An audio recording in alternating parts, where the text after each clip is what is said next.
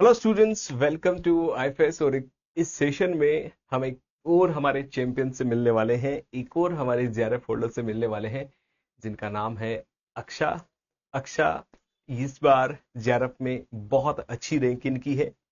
तो अक्षा, बहुत बहुत बधाई हो आपको इस सेशन के लिए। पूरा आईएफएस जो फैमिली है वो आपको आपकी जो सक्सेस है उसके लिए हम्म। कॉन्ग्रेचुलेट करती है। तो बहुत बहुत बधाई आपको। Thank you sir, thank you so much. बिल्कुल। तो अक्षा, इस सेशन में जो व्यूवर्स हैं, यूट्यूबर हाँ। यूट्यूब के हमारे व्यूवर्स हैं, फैमिली है, हम्म। उनसे पूछेंगे कि आपका जो सक्सेस है, आपकी बहुत अच्छी रैंक आई है, डेफिनेटली बहुत अच्छी रैंक आई है, हम्म। और इस रैंक को लेकर क्या क्या आपकी प्रिपरेशन स्ट्रेटेजी थी, उसको लेकर मैं आपसे कुछ क्वेश्चन करूंगा अक्षा। ठीक है? तो तो यस सर। सबसे पहले मुझे ये बता दीजिएगा कि आपकी जो जो इंस्पिरेशन क्या थी इस एग्जाम के पीछे, क्या था जिसकी वजह से आप सीएसआर के लिए आई? एक्चुअली जब मैं एक्चुअली इससे पहले टाटा में काम करती थी। वाह। एंड देन मुझे वहां पर समझ आया कि मुझे एडुकेटर का रोल बहुत अच्छा लग रहा है। तो आई फेल्ट लाइक मेरे को भी यही फील्ड में जाना है। और उसके हिसाब से because of my qualification this was like the most prestigious exam for me. वाह वाह, इसलिए परफेक्ट। मैंने कहा कि ये वाले एग्जाम के लिए मैं प्रिपरेशन शुरू करती हूँ। अच्छा। That's the main inspiration behind it. Very good, very good, perfect. तो फिर आपका जो प्रिपरेशन जर्नी कैसे स्टार्ट हुआ? प्रेपरेशन एक्चुअली मैंने मेरा प्रेपरेशन काफी लेट शुरू किया। मैंने मेरा प्रेपरेशन दिसंबर में शुरू किया। And then I was like very very confuse what was suppose to happen because many of my friends were like उनका थर्ड या फोर्थ अटेम्प्ट चलने वाला वाह। था। And okay. I was like these people are more prepared than me. So अच्छा। मैंने basically सबसे पहले तो सिलेबस समझा वाह। और पेपर पैटर्न समझा कि हम्म। एक्चुअली व्हाट इज देयर, क्या क्या पढ़ना है हमें। अच्छा। एंड मेरा एक आई थिंक बड़ा बैकड्रॉ ये था कि मेरा मैं बॉटनी फील्ड की हूँ। बॉटनी तो से। जो हाँ, वाह। तो जो सिलेबस था वो काफी मतलब न्यू था मेरे लिए। अच्छा। तो मुझे उससे एक्वेंट होने के लिए ही काफी टाइम लग गया। फिर अच्छा। मैंने अपनी जो स्ट्रेंथ्स है उसके ऊपर खेला, जैसे जेनेटिक्स हो गया, प्लांट फिजियोलॉजी हो गया, वाह। बायोकेमिस्ट्री हो गया, ये मेरे स्ट्रेंथ्स थे। आपकी स्ट्रेंथ तो है ये, उनको प्रिपरेशन से ये पहली स्ट्रेंथ है। वेरी गुड, जी, वेरी क्योंकि गुड। मैं बायोकेमिस्ट्री प्लांट बायोकेमिस्ट्री इससे आई। वाह। तो वो मेरे स्ट्रेंथ्स थे, तो उनके ऊपर मैंने पहले जोर दिया। और फिर जो चीजों से मुझे डर लग रहा था, जैसे मॉलिक्यूलर बायोलॉजी, डेवलपमेंटल बायोलॉजी, उनको मैंने एकदम स्लो एंड स्टेडीली मैं उसके अच्छा। ऊपर डेवलप होते गई। दिन में छोटे छोटे छोटे छोटे टॉपिक्स लेके गई। And then in course of 3 months I was ready for that. Very good, very good. तो फिर आपने प्रिपरेशन कैसे, आप हमारे रेगुलर बैच के साथ एसोसिएट थे? सर एक्चुअली मैंने स्टडी मटेरियल लिया था आपके पास से। And hmm. Then I think आपने एक दो स्पेशल कोर्सेज निकाले थे, which hmm. was one was JRF Express yes. and one was this one Mahakumbh Express। Mahakumbh, मेरा महाकुंभ जितना वो भी एग्जाम्स एग्जाम लास्ट, में था, हाँ बिल्कुल। तो मतलब सिर्फ हाँ, महाकुंभ और एग्जाम में पिंक को आपने बहुत ज्यादा फोकस किया। तो जो यस यस, इनिशियल फेज था आपकी प्रिपरेशन का, हाँ हाँ। तो उसमें आपका डेली का जो टारगेट्स थे, वो आप हम्म। थोड़ा सा हमें बताएंगे कि कितनी क्लासेस लेते थे, आपने हम्म। नोट्स कैसे बनाए, और साथ ही हम्म। साथ पी हम्म। वाई क्यूज या मॉक टेस्ट पेपर्स को लेकर कैसे चले थे आप? हम्म। ओके। हाँ। तो मैंने actually just to be on track मैंने एक एक्सेल शीट बनाया था, जिसमें हर दिन मैंने डेट डाला था, डे डाला था, और what subject I am suppose to do on that day. Hmm. फिर उसके बाद वो एक्सेल शीट के अंदर मैंने बहुत सारे मतलब टॉपिक्स डाले थे, एक्चुअली टॉपिक्स टाइप टाइप करके वाह डाले थे कि आज मैं वाह। ये करने वाली हूँ, आज मैं ये करने वाली हूँ, आज मैं ये करने वाली हूँ। इनिशियली मेरा मैं जो हूँ ना, मैं विजुअल लर्नर हूँ।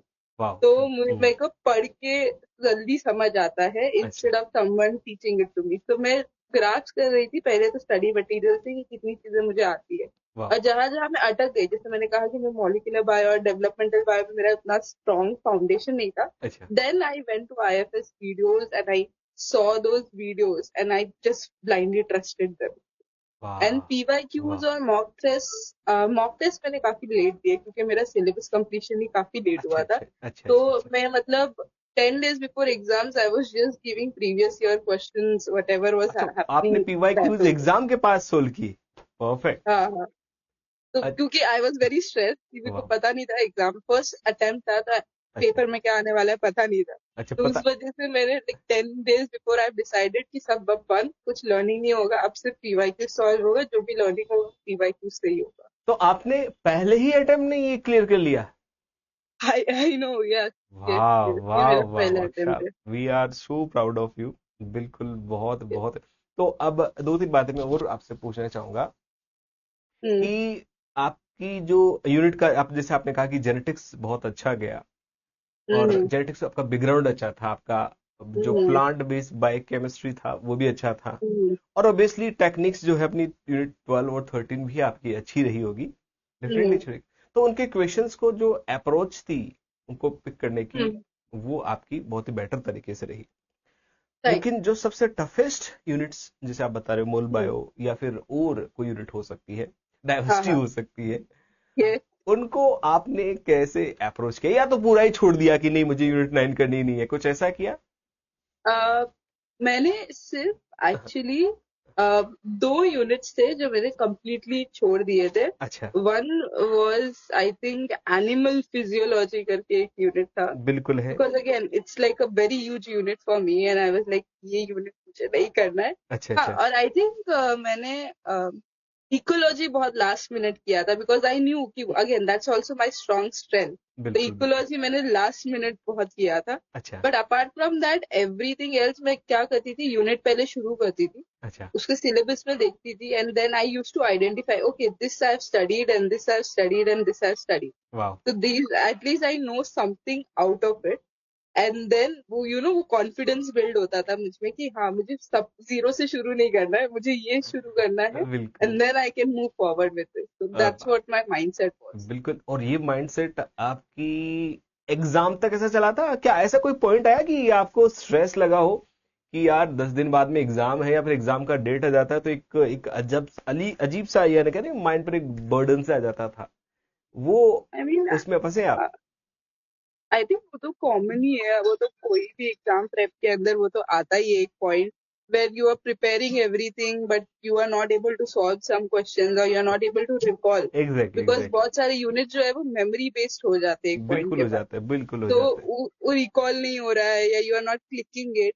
तो हाँ वो हाँ। तो आई थिंक वो एक ब्रेक पॉइंट डेफिनेटली आया था मेरे लाइफ में।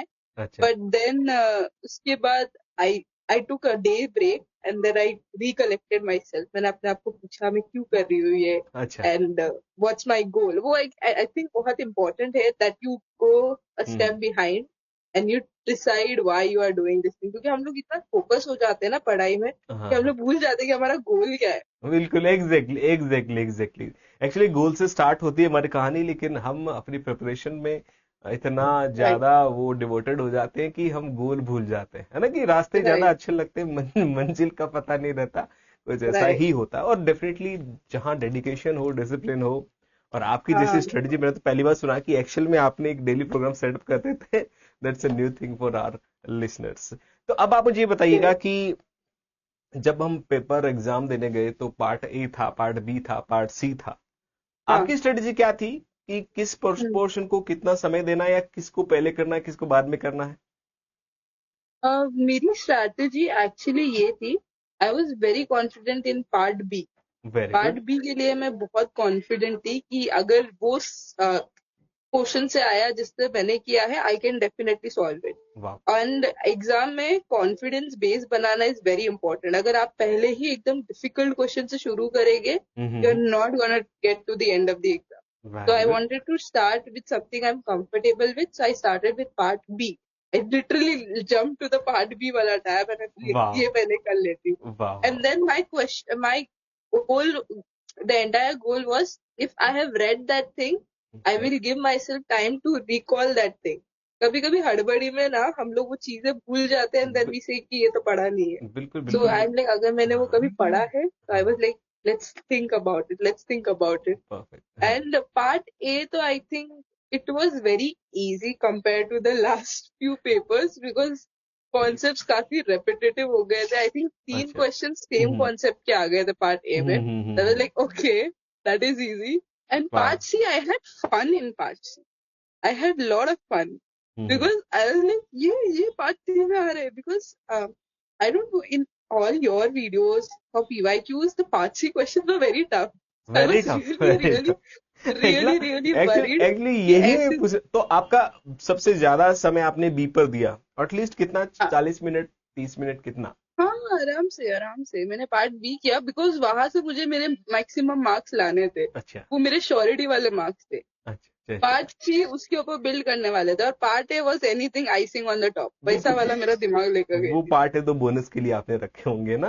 हाँ, वो मैंने बोनस के लिए रखे थे। वाह वाह, परफेक्ट परफेक्ट। तो फिर पार्ट बी से पार्ट सी पर आए। फिर अब देखो, जो एक्सपेक्टेशन की जो भी बात करी आपने, हाँ कि हाँ। एक तो हम अपना प्रिपरेशन लेवल है, हम्म एक जैसे आप कह रहे हो कि आपने एग्जाम मैपिंग और महाकुंभ सीरीज भी देखा, तो वहां पर जो पढ़ाया जा रहा हम्म है वो कंटेंट है।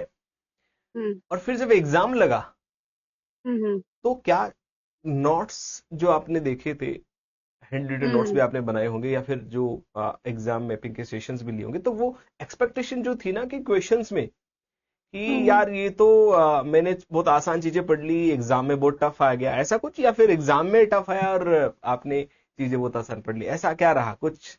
मेरे साथ उल्टा हुआ उल्टा हो कि मैं गया? यहाँ टफ टफ चीजें पढ़ कर गई और एग्जाम में काफी इजी लगा। काफी आई थिंक इजी वो है। एक मॉलिक्यूलर बायोलॉजी में देयर इज दिस थिंग कि प्राइमर से कनेक्ट करो, ये प्राइमर है, हाँ हाँ हाँ ये हेलिकेज है। वो एक हाँ। मैच द कॉलम वाला एक क्वेश्चन आया था हमारे शिफ्ट में। अच्छा। अरे लाइक ये पार्ट सी में पूछ रहे हो आप, ये पार्ट बी में भी नहीं आना चाहिए, पार्ट बी में भी इतना नहीं इजी आना क्वेश्चन। चाहिए। बिल्कुल बिल्कुल। ये एक्चुअली क्या होता है कि अक्सर प्रॉब्लम क्या होती है, जैसे आप इसी पेपर में आपकी बहुत अच्छी रैंक आई है, और इस हाँ हाँ रैंक के पीछे आपका वीवी मुझे समझ में आएगा कि आपने 75 क्वेश्चंस में उन क्वेश्चंस को भी ढूंढ लिया जो रिलेटिवली बहुत ही ज्यादा इजी थे। आप कह रहे हो कि वो तो बी में भी नहीं आने चाहिए थे, सी में कैसे आ गए? बराबर। लेकिन एक बहुत मेजोरिटी ऑफ स्टूडेंट जो जिनका सिलेक्शन नहीं हो पाता, उनको दिक्कत यही आती है कि वो देख नहीं पाते, क्वेश्चंस को देख नहीं पाते, चूज नहीं कर पाते, उनका दिमाग थोड़ा सा वो परेशान सी रखता है। आई नो आई तो वो अंडरस्टैंड दैट प्रॉब्लम थिंग। लगभग और उससे आपने ओवरकम किया, तो आपका डेफिनेटली सिलेक्शन भी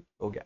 तो अब लास्ट क्वेश्चन आपसे और पूछूंगा अक्सा, कि अब जो नए स्टूडेंट्स जुड़े हैं, है ना, अब आगे वाले एग्जाम के लिए, उनके लिए क्या आपकी स्ट्रेटेजी का कुछ पिन पॉइंट बातें शेयर कीजिएगा, ताकि जो देख रहे हैं उनको एडवांटेज मिल सके, क्योंकि मुझे बिल्कुल आपका तरीका पूरा यूनिक अलग तरीके का मिला है। मैं भी अब स्टूडेंट्स को आपका तरीका, आपके तरीकों को रेफरेंस करके बताऊंगा, लेकिन यूट्यूब पर जो देख रहे हैं हमें, उनको आप थोड़ा सा गाइड कर दें। सो आई थिंक सबसे पहले तो आप अपने आप को पैटर्न और सिलेबस से फेमिलियर करवाइए, बिकॉज अगर उससे आपने दोस्ती नहीं की तो आपकी मतलब बात लग जाएगी, वैसा वाला सीन हो जाएगा। सो अच्छा आप पहले तो अब तो को सिलेबस और पेपर पैटर्न से एकदम एकदम मतलब रट्टा मार दीजिए दिमाग में कि ये है ये है ये है ये है। अच्छा। हाँ हाँ हाँ। Then second thing again, having a plan always works because every day getting up and then thinking कि आज मुझे क्या पढ़ना है, अच्छा। that's very very, वो ये हो जाता है कि सुस्ती आ जाती है फिर बिल्कुल कि बिल्कुल सोचो भी और फिर उसके बाद पढ़ो भी। सो एक प्लान, एक दिन दो दिन लगाकर आप प्लान थोड़ा बहुत रफ बनाइए, बिल्कुल सो दैट आपको पता है कि ये दिन मैं ये कर रही हूँ, ये दिन मुझे सिर्फ इतना ही करना है, मुझे बिल्कुल। पूरा का पूरा पहाड़ नहीं चढ़ना है, मुझे सिर्फ अच्छा इतने ही स्टेप्स देने हैं। आई अच्छा। Think that is what literally help me. Very. And हाँ हाँ। last is, there are two more. Second last is play on your strengths. आपकी बिल्कुल। जो स्ट्रेंथ है उस पर खेलिए। उन पर आप खेलिए। अब मतलब अलग अलग बैकग्राउंड से लोग आते हैं, कोई वो से आता है, कोई लाइफ साइंस से आता है, कोई माइक्रोबायोलॉजी से आता है। आपकी जो बिल्कुल। स्ट्रेंथ है हम्म। उनके ऊपर ज्यादा ध्यान देना चाहिए। वीक को आई थिंक मैंने तो उन्हें लास्ट के लिए ही रखा था कि हम्म। जब मुझे लगा था कि मेरे 4-5 प्रॉपर हो गए, अब मैं हम्म। और क्या कर सकती हूँ, तब अच्छा मैं गई एवोल्यूशन की तरफ। तो अच्छा। हाँ। तो अच्छा। एंड लास्ट लास्ट इज हम्म कि एग्जाम आने से पहले थोड़ा है ना हम्म। लाइट डेज या चिल डेज रखिए। बिल्कुल एग्जाम से एक दिन पहले प्लीज स्टडी मत करिए, बिकॉज वो एकदम एड्रेनलिन स्टेट में आपकी बॉडी चली जाती है एंड बिल्कुल बिल्कुल everything that you have studied ना वो एक सैचुरेशन लेवल पर आ जाता है। तो एग्जाम के एक दिन पहले जस्ट चिल, बिल्कुल जस्ट बिल्कुल। लाइक मे बी दो तीन बार आप पीवाईक्यू सॉल्व करिए। अच्छा। मे बी आप मतलब अपने फ्रेंड से बात करिए, हाँ हाँ। फैमिली मेंबर से बात करिए, दैट्स इट। ज्यादा हैवी लर्निंग एग्जाम से एक दिन पहले डेफिनेटली मत करना। बिल्कुल बिल्कुल बिल्कुल। तो बिल्कुल अक्षा, आपकी स्ट्रेटजी बहुत ही शानदार लगी।